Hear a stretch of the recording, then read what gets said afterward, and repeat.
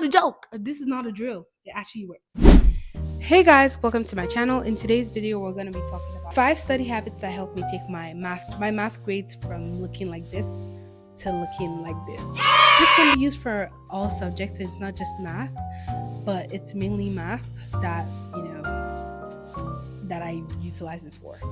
Number 1, feynman technique. Now, at first, I was like, what is this?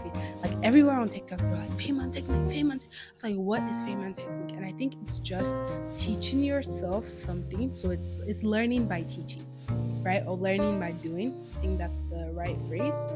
And for me, I didn't have anyone to teach because I was in a house where we're all doing different things. Actually, at that time, I was the only one taking math, and even the person that was supposed to take it after me was taking other subjects, so she didn't have time to actually listen to me yap on about linear algebra. And so I had to find a way to learn by myself, right? In a way that I'll actually, use it.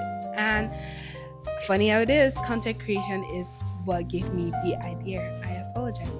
A plane just decided to fly across my house, like right now.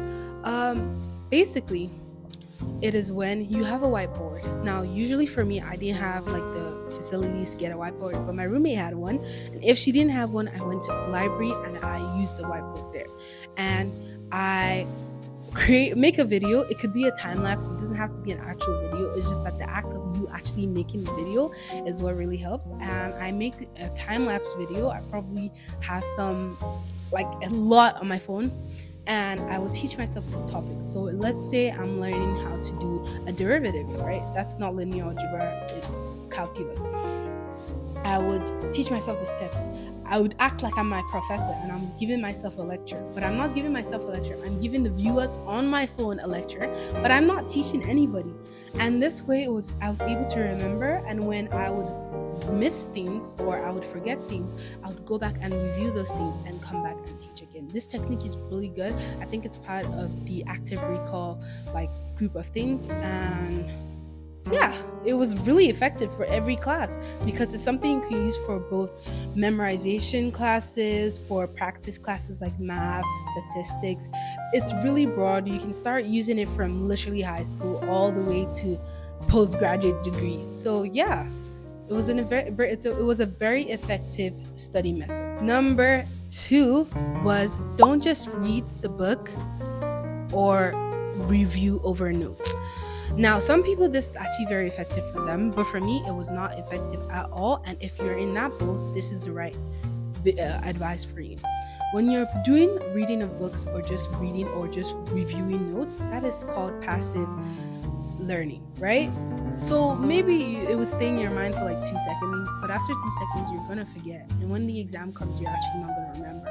Rather, use active recall things like using feynman techniques. There's so many other active recall things, but don't just read your book. Actually learn by, I'm gonna put a pyramid here. There's a pyramid that shows you the effectiveness of different study methods, and reading or just scanning over your notes or reviewing notes or even rewriting notes does not actually help as much as people think it does. Number 3.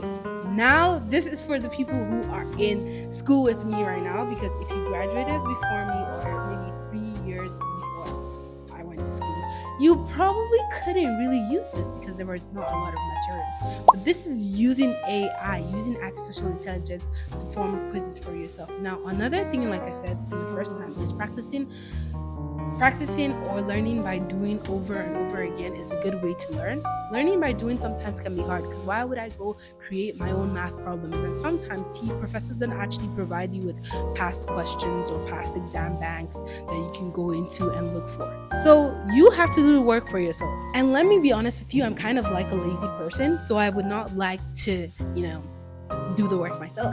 So AI is good to utilize in this moment. It's an effective and a should I say non-illegal or non-copyrighted plagiarism type of thing to use right now, because you can put in your banks, put in your questions, and AI will give you questions, it will give you study notes, review notes, And this is effective for like, just a quick scan.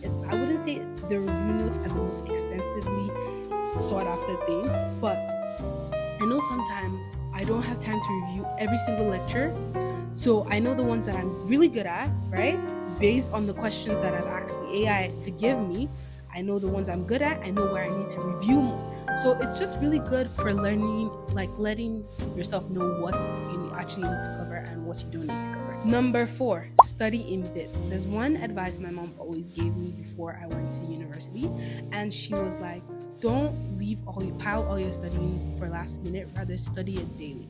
Now, some people, I find it difficult to study daily, and I'm one of them. Like, I find it like very annoying to study daily. And sometimes we don't have the space to study daily. We have work, we have things. What you can do is do Pomodoro, right? They have 50 to 10, 45 to 15, 25 to, they have different breakdowns. If you're the type that can study for 60 minutes straight, there is probably a Pomodoro for you too. And that way you can literally, I'm not even joking, study for 15 minutes and take a 10 minutes break. Study for 25 minutes and take 10 minutes. That way you're not like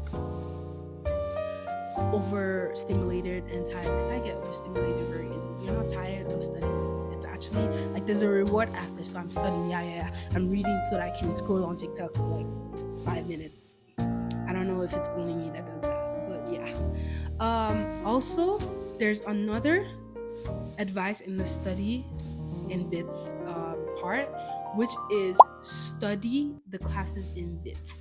So for example, I have 5 classes this coming semester: an econ class, another econ class, a math class, and a language class.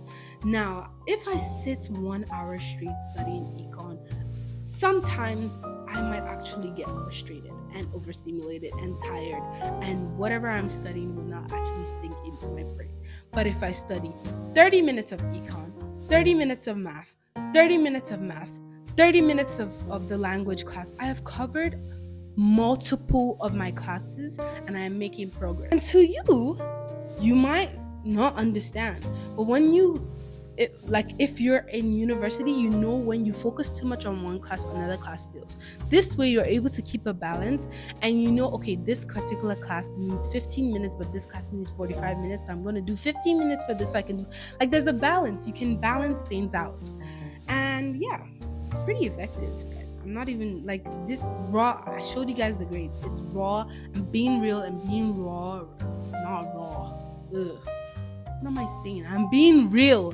I'm being vulnerable with my grades for you guys, so you guys can see that it works. I'm not this is not a joke. This is not a drill. It actually works.